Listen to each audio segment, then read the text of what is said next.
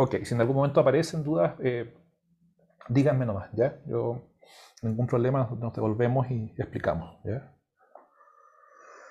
Ok, entonces, supongamos el siguiente caso ahora.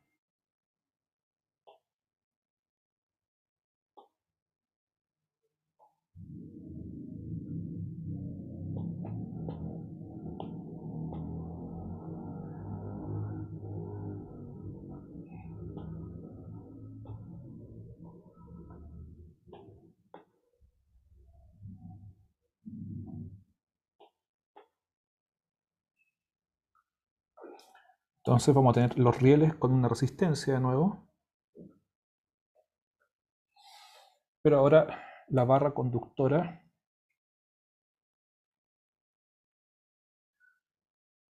va a estar cayendo y va a caer porque tiene masa y vamos a colocar gravedad.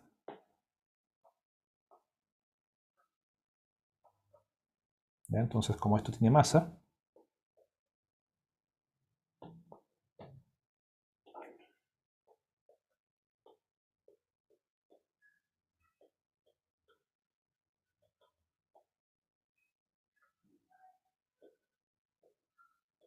con masa m. ¿Ya? En el curso de Mecánica Física 110, ¿analizaron alguna vez el movimiento con roce viscoso? ¿O en el curso de 130?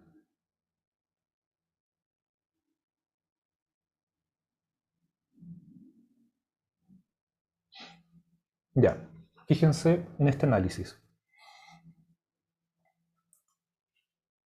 El roce viscoso se caracteriza porque es una fuerza que es proporcional a la velocidad. En algunos casos puede ser proporcional a la velocidad al cuadrado, pero concentrémonos en el caso en el cual es solamente proporcional a la velocidad. Entonces, por ejemplo, el caso del paracaidista. ¿Ya?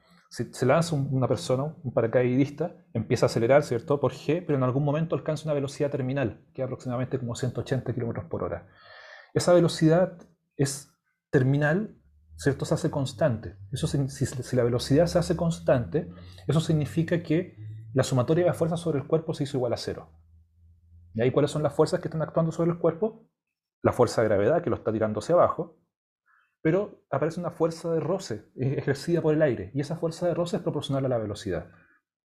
Eso quiere decir que si el cuerpo no se mueve, no hay fuerza de roce apuntando hacia arriba, pero si el cuerpo empieza a moverse a velocidad más rápida, cada vez la fuerza de roce es más rápida. Entonces llega un punto en el que esa fuerza, el mg, que es constante hacia abajo, se equipara, se iguala a la fuerza de roce viscoso que apunta hacia arriba, y cuando eso ocurre, la sumatoria de las fuerzas se hace igual a cero y el cuerpo cae con velocidad constante. ¿Ya?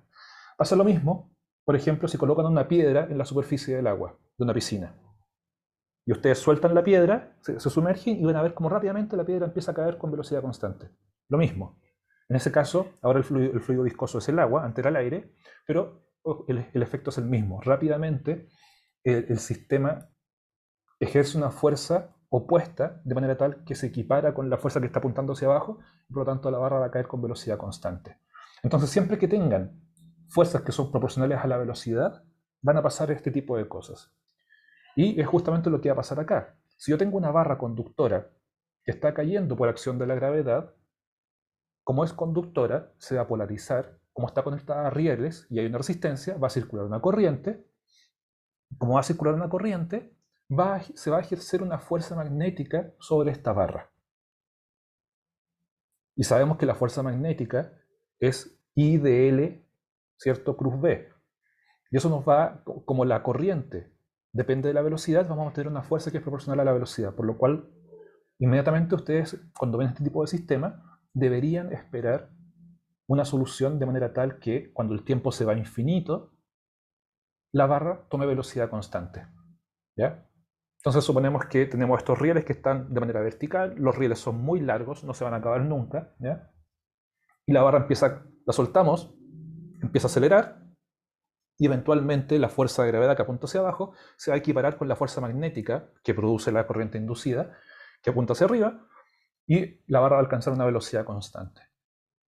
¿Ya? Entonces, este tipo de análisis uno debería hacerlo, es lo ideal que uno lo haga antes de que empiece a resolver, porque este tipo de análisis inmediatamente te da una pista de qué es lo que uno tiene que llegar. Tiene que llegar a una ecuación que cuando haga que el t se vaya a infinito, me dé una constante.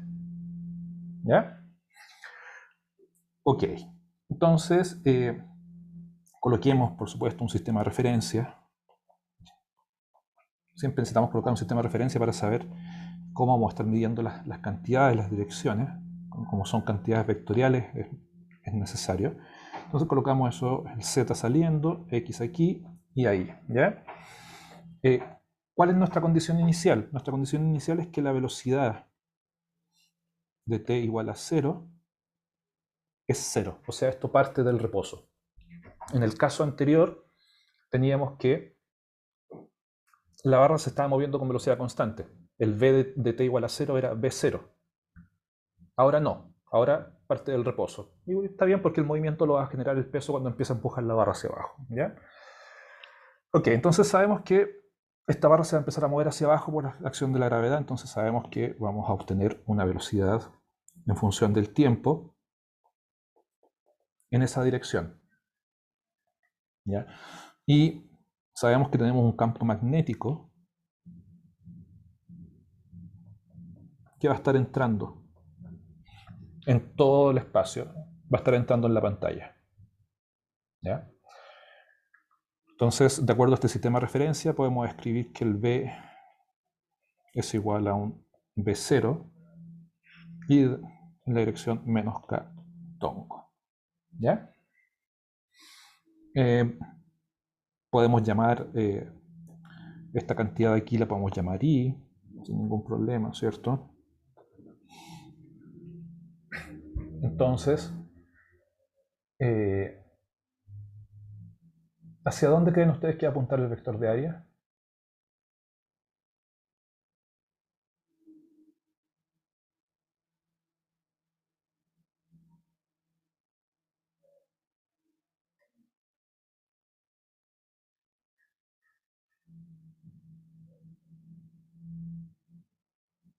Hacia afuera.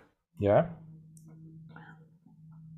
Recuerden que siempre que uno da una respuesta tiene que dar un argumento. No, si ustedes dicen hacia afuera en la prueba, no sirve de nada esa respuesta, por muy correcta que esté, si es que no dicen por qué va hacia afuera.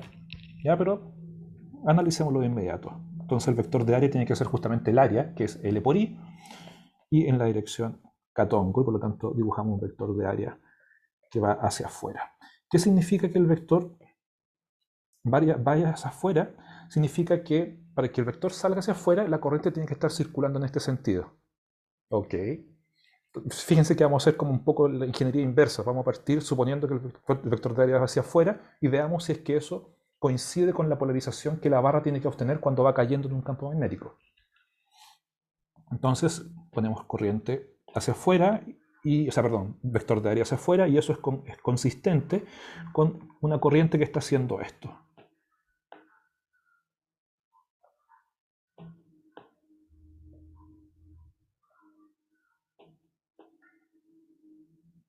Este sería nuestro I inducido, que por supuesto es una función del tiempo. ¿Ya?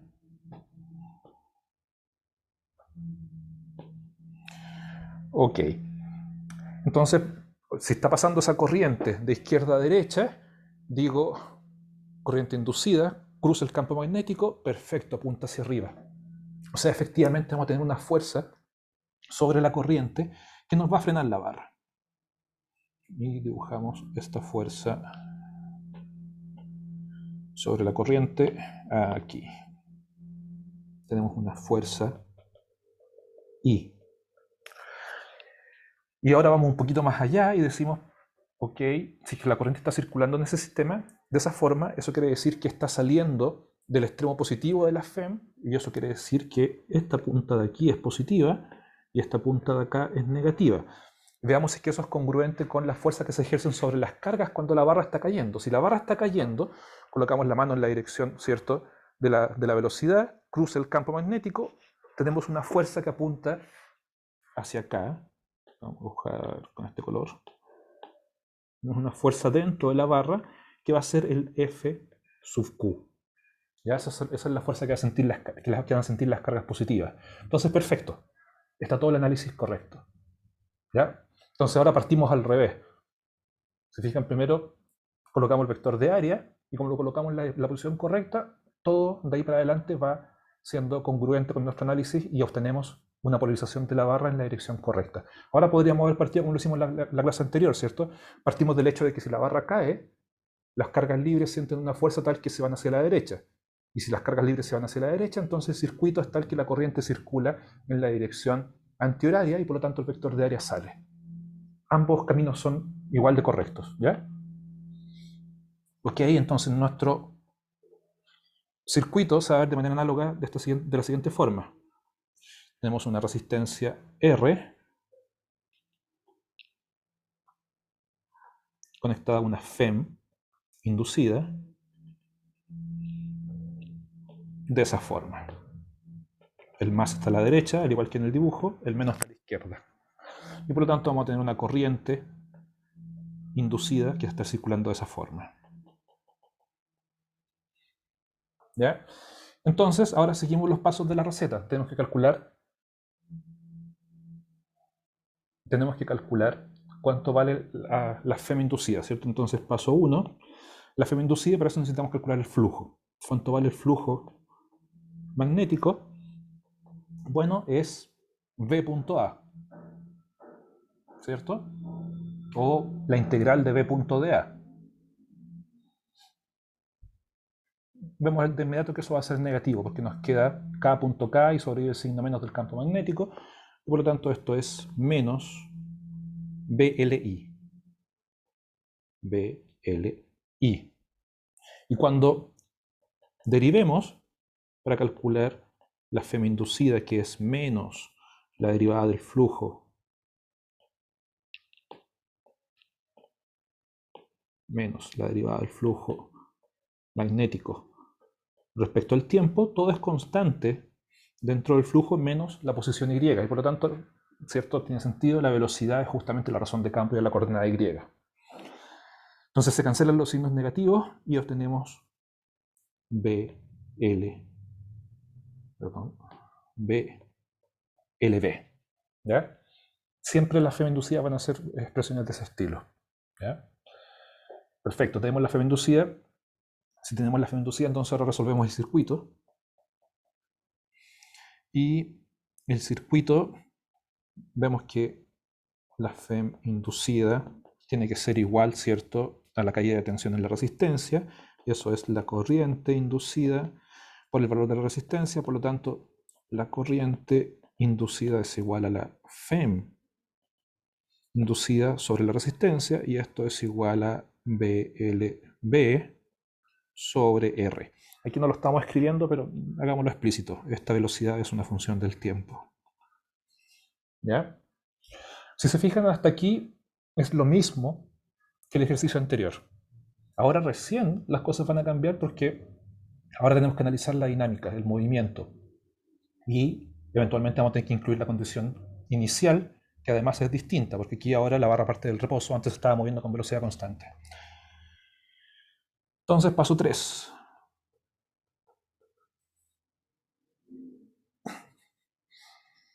Calculemos, antes de incluirla, calculemos cuánto vale la fuerza magnética sobre la corriente. Entonces decimos, perfecto, la fuerza, el diferencial de fuerza que actúa sobre la corriente va a ser igual a la corriente inducida de L cruz B. ¿Ya? Entonces, de acuerdo a nuestro sistema de referencia, ¿cierto? La corriente va de izquierda a derecha, así que podemos, fíjense que lo estamos haciendo con más detalle que la vez anterior. Estamos diciendo que el dl es básicamente dx y tongo, va de izquierda a derecha, y eso es congruente con nuestro sistema de referencia que habíamos usado. Entonces, reemplazamos y nos queda, reemplazamos la corriente inducida. Vemos que resolvemos el producto cruz, tenemos la dirección, nos aparece un B0 extra y por lo tanto queda B0 cuadrado. Sí, no habíamos puesto el índice ahí, eso es B0. Ahí también es B0. Ya. Entonces queda B0 cuadrado por L por la velocidad sobre la resistencia dx en la dirección y tongo. Pues dfi.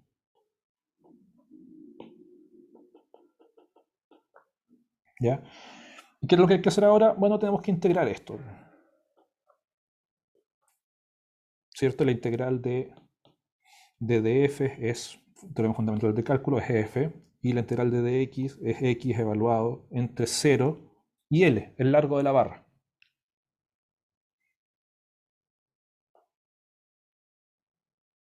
Si no lo habíamos agregado aquí, agreguémoslo ahora.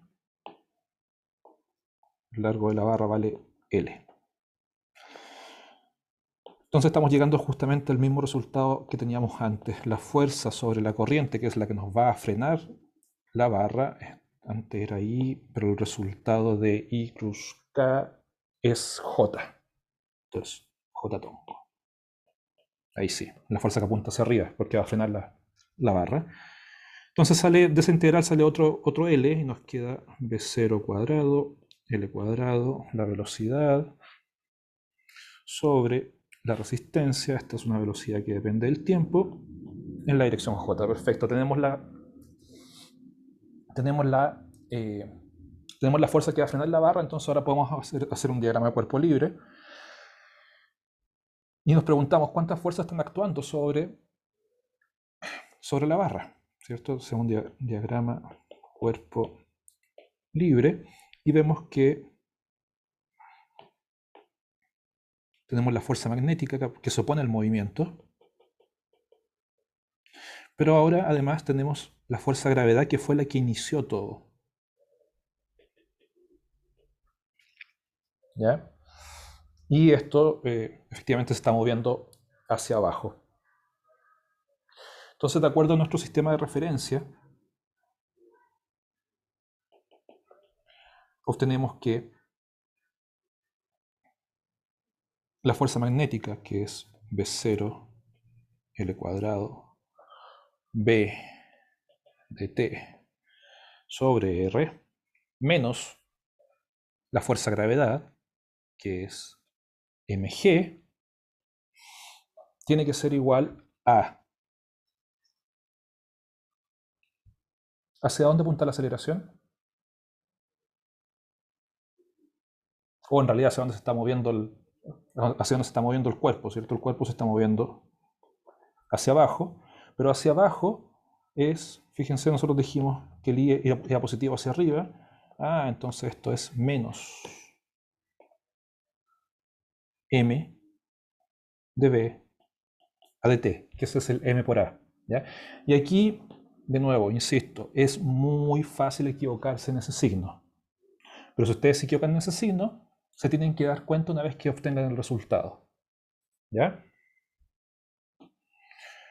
Perfecto, entonces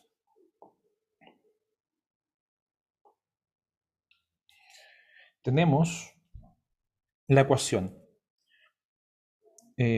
Lo que tenemos que hacer ahora es justamente hacer esa factorización astuta, ¿cierto? Una factorización que haga que la integración sea muy rápida, muy obvia. ¿Y cómo hace eso? Primero, tenemos que dejar la variable sola. Tenemos que factorizar de manera que esa velocidad quede sola. ¿Ya? Ok, entonces vamos a dejar aquí de B a dt igual a... Vamos a dividir por la masa. Vamos paso a paso para que quede súper claro cómo resolver esto. Dividimos por la masa, entonces primero nos queda B0 L cuadrado sobre RM B de T menos G. Perfecto.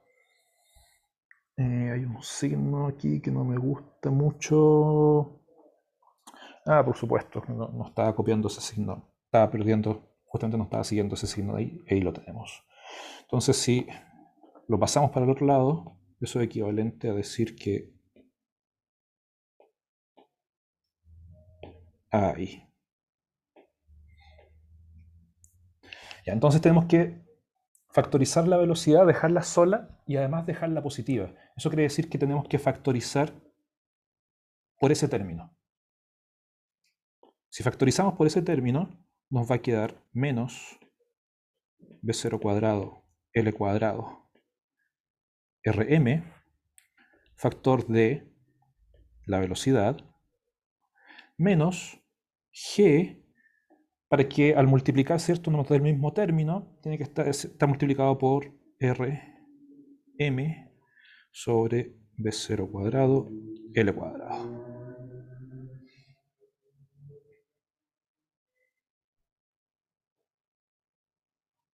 ¿Ya? Entonces, ¿cuál es la receta acá para que la ecuación diferencial se resuelva fácil? Es dejar factorizado de manera tal de que nada multiplique a la variable de integración, ¿cierto? Y que además esté positiva. Una vez que logren hacer esta factorización y dejarlo de esta forma, podemos recién decir, ah, ok, entonces ahora lo que tengo es dv sobre velocidad menos grm dividido por b0 cuadrado L cuadrado igual a menos, perfecto, está apareciendo una parte negativa en la parte constante, que es lo que va a quedar en la exponencial, y sí que la exponencial nos va a salir negativa, menos b0 L cuadrado Rm dt. Ya en el lenguaje de ecuaciones diferenciales esto es lo que se llama aplicar variables separables. Y veamos el análisis aquí. Aquí podemos hacer un análisis dimensional que nos va a entregar harta información del problema. Fíjense que aquí tenemos una resta de una velocidad menos una fracción que no sabemos muy bien lo que es. Pero si lo estamos restando, deben tener las mismas unidades. De lo contrario, no lo podríamos estar restando. Me falta un 2. Sí, gracias. Ahí lo vi. ¿Ya? No podríamos hacer esa resta en el denominador de la parte izquierda de esta ecuación si es que no tuvieran las mismas unidades. ¿Ya? Entonces ustedes, si quieren, pueden chequear y efectivamente darse cuenta que esa constante que está restando la velocidad tiene unidades de velocidad. ¿Ya? Pero ¿cómo lo llamamos? Bueno, analicemos un poquito qué es lo que es. Miremos la ecuación acá arriba. Volvamos al inicio. Cuando las fuerzas se equiparan, la fuerza de gravedad, que es una constante, se equipara con una fuerza que depende de la velocidad, ambas se hacen iguales y por lo tanto obtenemos la velocidad límite terminal, que es una constante. Y cuando eso ocurre, el dv a dt se hace cero. Entonces, si v igual constante, eso se hace cero. Por lo tanto, esto es igual a cero. Esto se simplifica y me queda eso igual a eso. O sea, estoy obteniendo la velocidad final, la velocidad terminal. ¿Ya? Voy a devolver.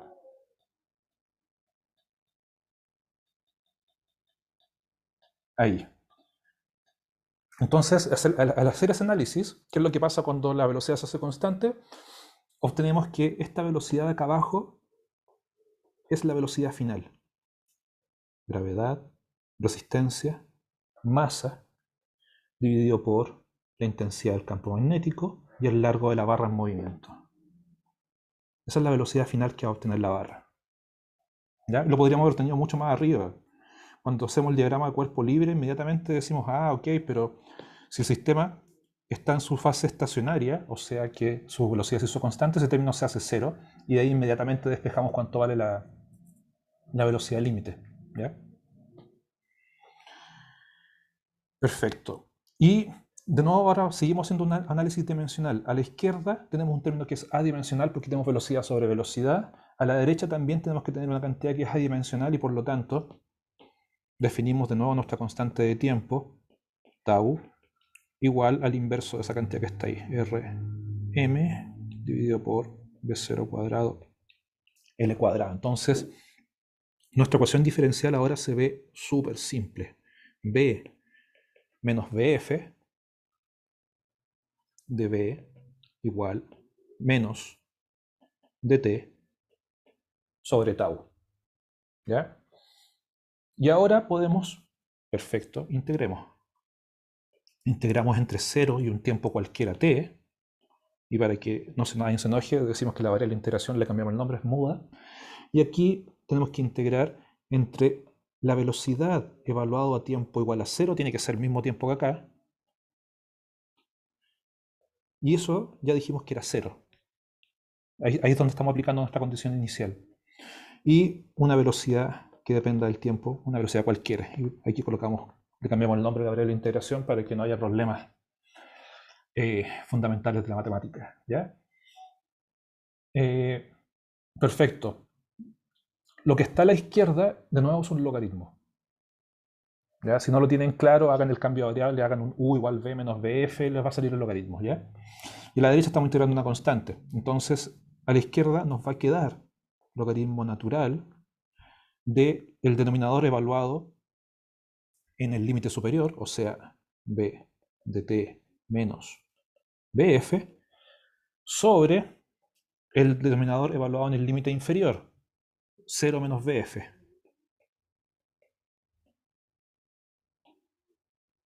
¿Ya? Y a la derecha, bueno, estamos integrando una constante, nos queda menos t sobre tau.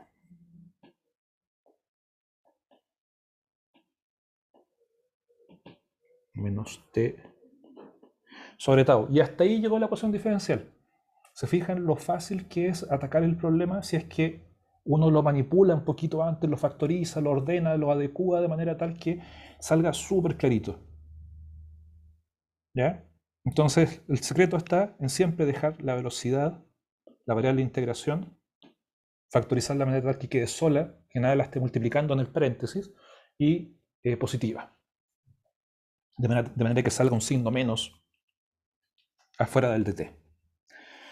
Entonces, el siguiente paso ya lo habíamos hecho, ¿cierto? Tenemos que despejar, entonces aplicamos exponencial y va a quedar algo así como b de t menos bf igual a menos bf por e elevado a menos t sobre tau. Pasamos el bf a la derecha y nos queda velocidad en función del tiempo igual, factorizamos bf 1 menos e elevado a menos t sobre tau. Y aquí hago un paréntesis. Esta es la misma ecuación de carga de un condensador. ¿Ya? Les recomiendo que en el repositorio de mis clases del semestre pasado vean la clase de carga y descarga de circuitos, o sea, resistencia con condensadores. Y van a ver que hacemos el mismo desarrollo y llegamos a una ecuación diferencial del mismo tipo, pero para la carga del condensador, no para la velocidad. ¿Ya? Entonces, como este semestre no vimos carga y descarga, no habíamos tenido que hacer este tipo de solución para las ecuaciones diferenciales. Por eso estoy haciendo con harta calma, lo estoy explicando ahora. Analicemos un poquito esta solución. ¿Qué pasa si es que el tiempo se hace cero?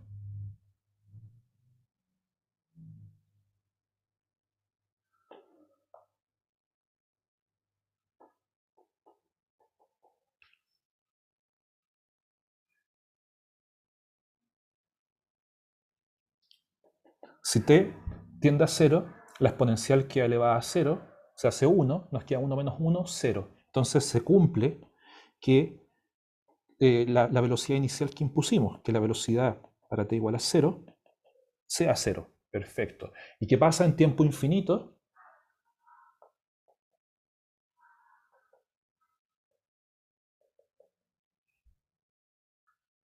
Si reemplazamos t, ¿cierto?, que es infinito, nos queda la exponencial de algo negativo que es muy grande. O sea, la exponencial se va a 0 y nos queda simplemente la velocidad terminal. B de t tendiendo a infinito es bf. ¿Ya? Y el resto es reemplazar por las cantidades que ya teníamos.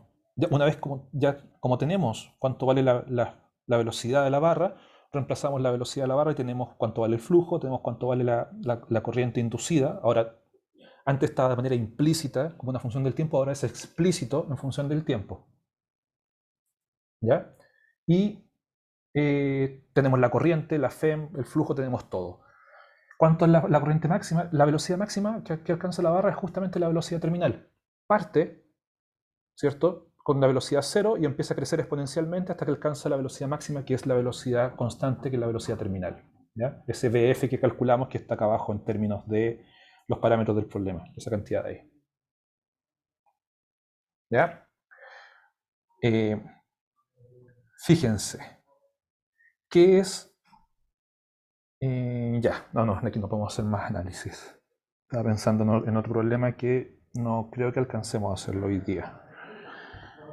Entonces, ¿qué es lo que está pasando? La barra empieza a caer, se polariza, se transforma en una FEM inducida, no es una FEM como tal, ¿ya? Es una FEM inducida, porque el proceso que está produciendo que la corriente circule no es un proceso de una fuerza electromotriz, sino que es un proceso que proviene de una inducción electromagnética. La naturaleza es distinta, ¿ya? Pero va a producir que circule una corriente igual. Y esta corriente va a producir que se ejerza una fuerza sobre la barra que la va a frenar. Y como ahora tenemos un balance de fuerzas, en el ejemplo de la clase anterior no teníamos un balance de fuerza, la barra se estaba moviendo por inercia y simplemente se frenó, ahora tenemos un balance de fuerzas, la fuerza de frenado magnética, ¿cierto?, hacia arriba, la fuerza de gravedad hacia abajo, las fuerzas en algún momento se equiparan, y por lo tanto tenemos una solución que nos da una velocidad límite, y el sistema llega al equilibrio, ¿sí?, en ese sentido. Va quedando un poco más claro de qué se trata este tipo de ejercicios con inducción electromagnética.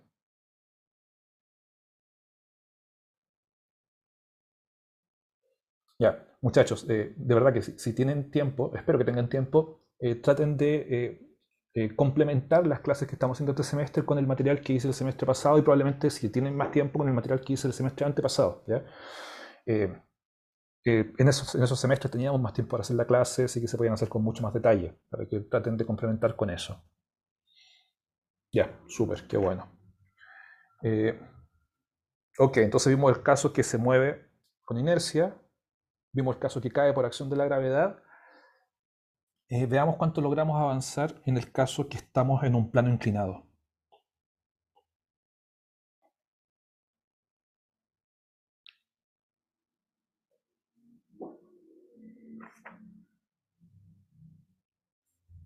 ¿Ya? Y aquí va a pasar exactamente lo mismo. Solo que hay que tener un poquito de cuidado con las direcciones, el análisis de las direcciones de los vectores. Entonces tenemos la siguiente situación.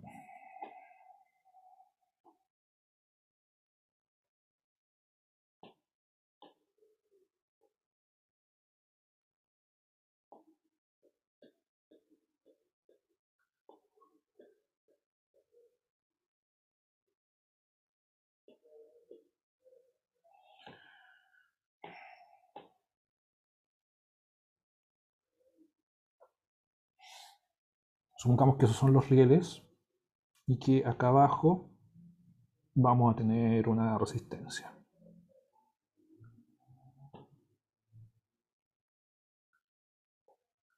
Un R.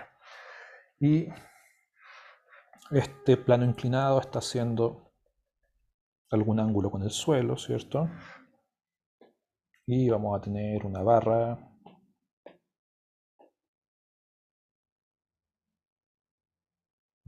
no va a resultar. Vamos a tener una barra, dibujémosla así nomás.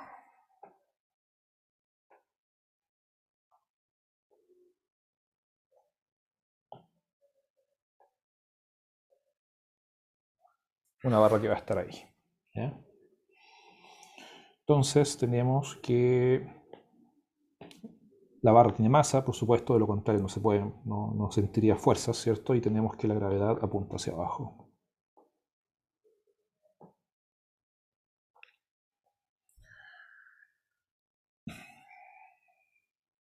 Si esto lo vemos de canto, se va a ver algo de este estilo.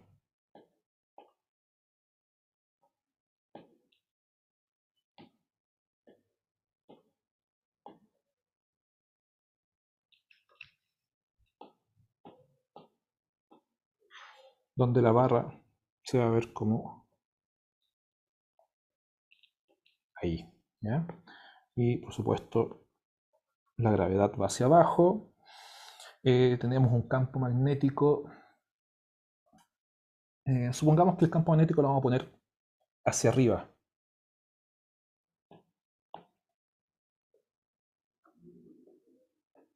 O sea que aquí también se va a ver un campo magnético que está...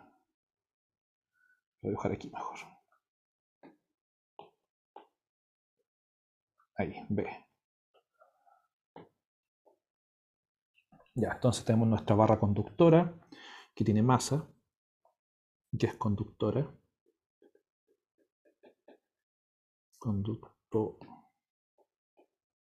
Conductora, y vamos a colocar como condición inicial que esto se empieza a mover desde el reposo. ¿Ya? O sea que B de t igual a 0 es igual a 0. Por supuesto, necesitamos un sistema de referencia. ¿Ya? Si es que no lo tienen claro de los cursos de Física 110, siempre es muy altamente recomendable colocar un eje en la dirección del movimiento. ¿Por qué? Porque eso asegura que cuando hagan el diagrama cuerpo libre y hagan sumatoria de las fuerzas en la dirección de X y Z, van a tener aceleración en una pura componente.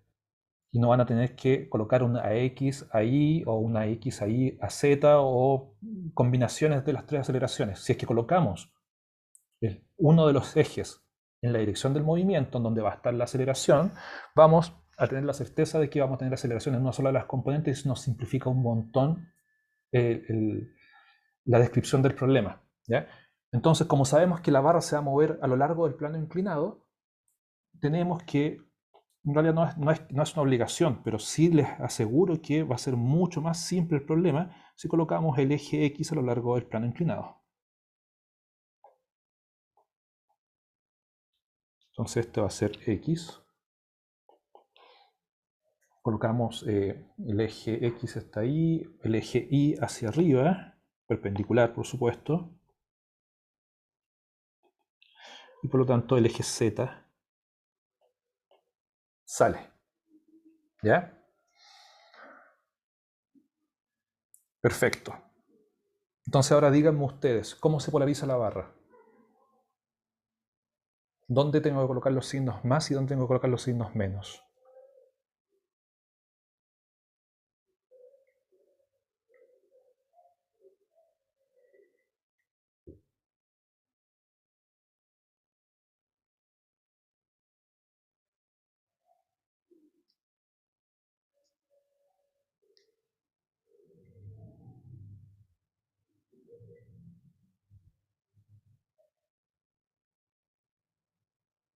Recuerden, la polarización de la barra proviene de una fuerza que es F igual Q velocidad cruz campo. La barra va a caer por acción de la gravedad a lo largo del plano inclinado. Por lo tanto, colocamos la mano en la dirección del plano inclinado, cruz el campo magnético que está hacia arriba, y nos da una fuerza que va a estar entrando en la pantalla. ¿Ya? Entonces, la fuerza magnética va a estar entrando ahí. Y eso es equivalente a decir que la fuerza magnética sobre las cargas apunta en esta dirección. De manera tal de que, claro, en el lado izquierdo, o superior en este caso, dependiendo de cómo vean el dibujo, ahí va a quedar positivo, acá va a quedar negativo, y por lo tanto la corriente va a hacer esto.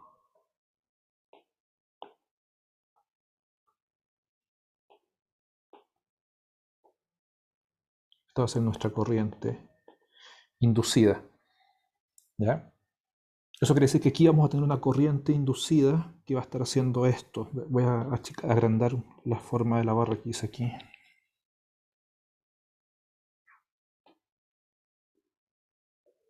Vamos a tener una corriente inducida que va a estar aquí entrando. Esa es nuestra corriente inducida. Entonces, ¿hacia dónde apunta la fuerza que va a frenar la barra? La fuerza sobre la corriente.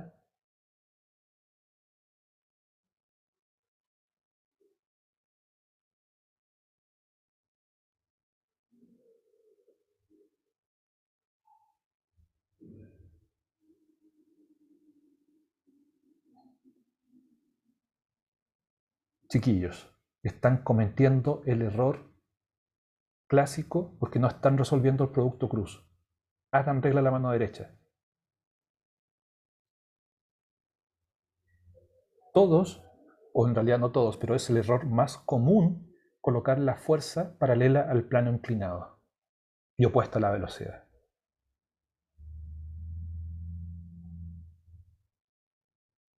Hagan el producto cruz. Tenemos que calcular una fuerza que es la fuerza sobre la corriente y que es la corriente inducida dl cruz B. El dl tiene la dirección de la corriente. La corriente, fíjense aquí, está entrando. El campo magnético está hacia arriba, entonces la palma de la dirección del dl, llevamos la palma hacia la dirección del campo. ¿Hacia dónde apunta el pulgar?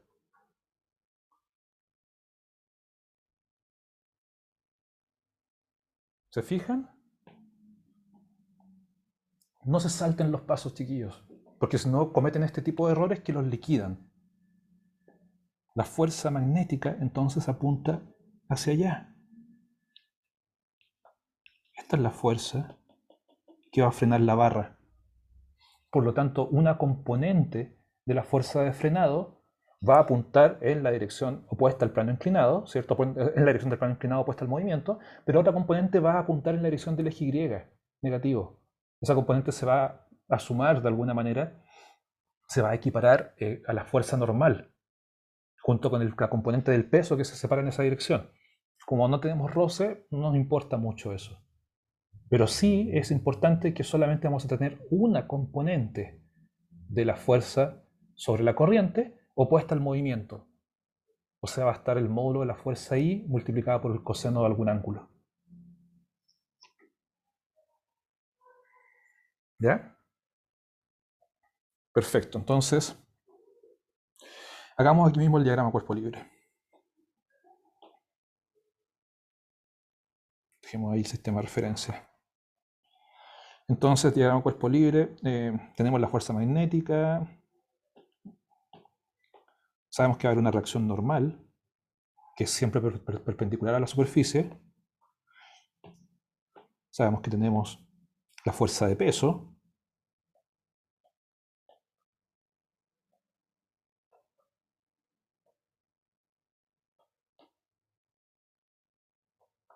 Tenemos la fuerza de peso y sabemos que el sistema se está moviendo en esta dirección. Hacia allá va la velocidad.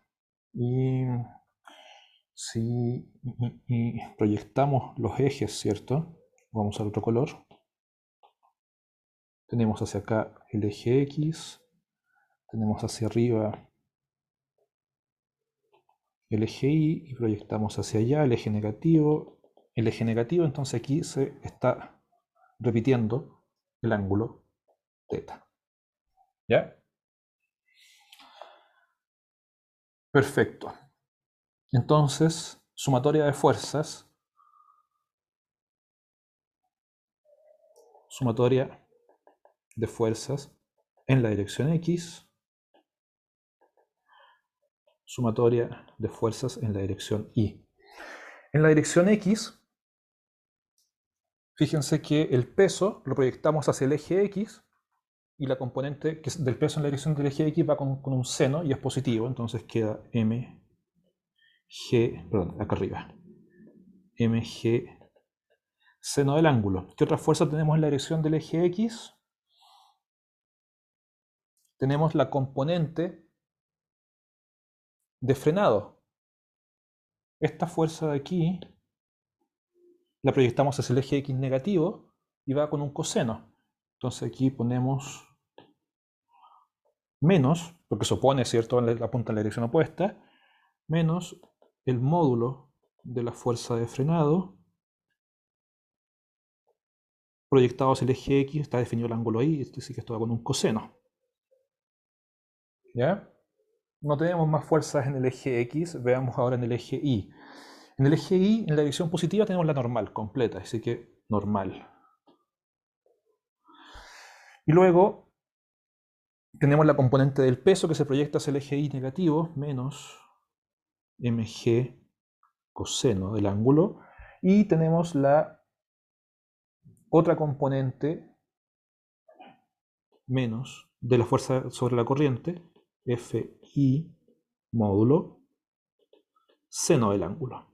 Y ahora sí, segunda ley de Newton, en el eje Y no hay movimiento porque todo el movimiento está a lo largo del eje del plano inclinado, y sí que sobre el eje Y no hay movimiento, eso es igual a 0.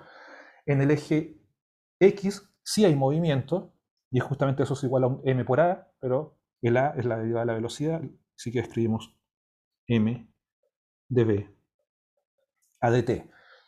Si es que hubiéramos ocupado un sistema de referencia tal de que el eje X estuviera así, esto no hubiera sido igual a 0. Ahí tendríamos que haber puesto otro término, un dvx a dt y un dvi a dt multiplicado por la masa en ambos casos. ¿Ya? Pero como escogimos un sistema de referencia tal de que al menos uno de los ejes apunta en la dirección del movimiento, eso nos permite no tener que descomponer la aceleración. Y eso, por supuesto, que simplifica los cálculos. Entonces, como ya les había dicho, como no tenemos fuerza de roce, no nos interesa la normal, y sí que la sumatoria de fuerzas en el eje Y no nos interesa. Solamente nos interesa la sumatoria de fuerzas en el eje X. ¿Ya? Entonces necesitamos saber cuánto es el módulo, cuánto es que vale el módulo de la fuerza sobre la corriente. Bueno, el módulo de la fuerza sobre la corriente tendrá que ser la integral a lo largo de la barra, ¿cierto? Porque bueno, lo que tenemos que integrar es un I inducido dl cruz b módulo. Y esto lo integramos a lo largo de la barra, así que es integral entre 0 y L. ¿Ya? Bueno, dl cruz b ya sabemos hacia dónde apunta, ¿cierto? Lo colocamos en esa dirección. Y por lo tanto el módulo de ese producto cruz va a ser la corriente inducida, que es una constante, sale la integral, no depende de la coordenada.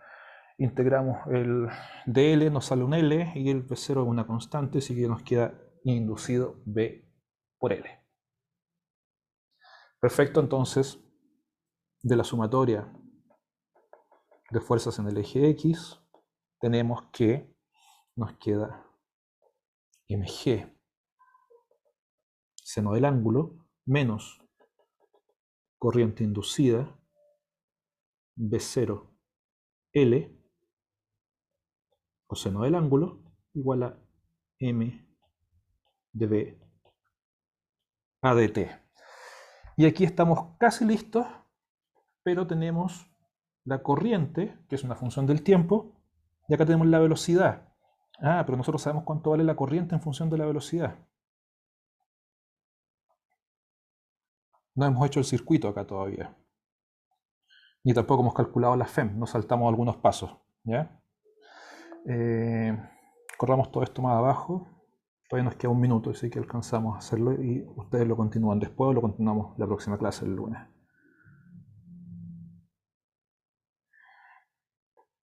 Nos saltamos justamente la receta que habíamos visto. Paso 1, el flujo magnético. El flujo magnético es básicamente B.A. Si la corriente está circulando de esta forma en el circuito, entonces el vector de área es un vector que está saliendo perpendicular al plano inclinado.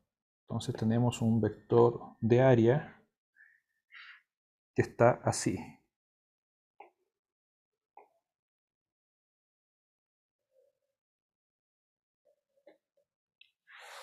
O sea que tenemos el vector de área en esa dirección y el campo magnético en esa dirección. Y tenemos el ángulo entre medio. Por lo tanto, el B punto A va a ser módulo del campo magnético, módulo del área, y en este caso es L por X, por el coseno del ángulo entre los dos. ¿Ya? Y por lo tanto, la FEM inducida es menos. ¿Se fijan que en este caso no apareció un signo menos entre el producto punto del L, del B y del A? Pero fíjense lo que pasa ahora. La FEM inducida es menos la derivada del flujo magnético con respecto al tiempo. Y lo único que tenemos que derivar ahí es la coordenada X. Pregunta, ¿el área está creciendo o está aumentando? Perdón, ¿está creciendo o se está achicando?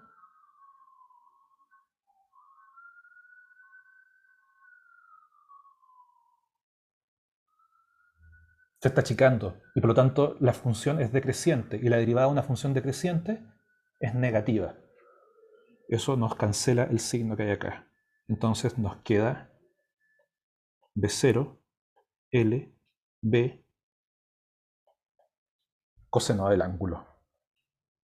Y por lo tanto el paso 2, y con esto terminamos, nos queda que la FEM inducida es igual a la corriente inducida por la resistencia, y eso significa que la corriente inducida es igual a B0, L, B, coseno del ángulo, sobre la resistencia. Y ahora sí podemos hacer el paso 3, que es analizar la dinámica del problema. Ahí.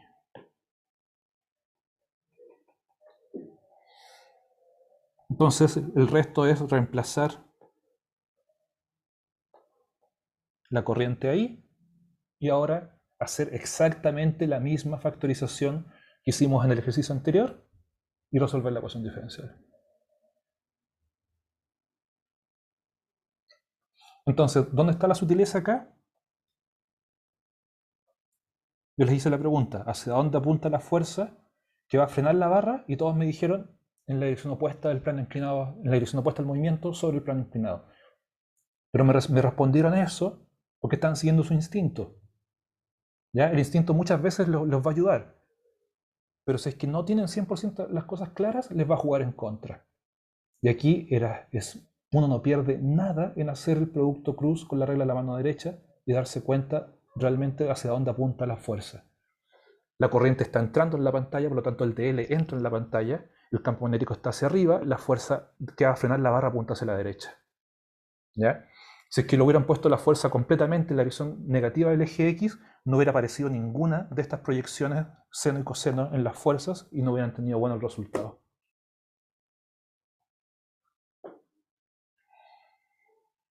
Ya muchachos, dejémoslo hasta acá, estamos pasados en el tiempo.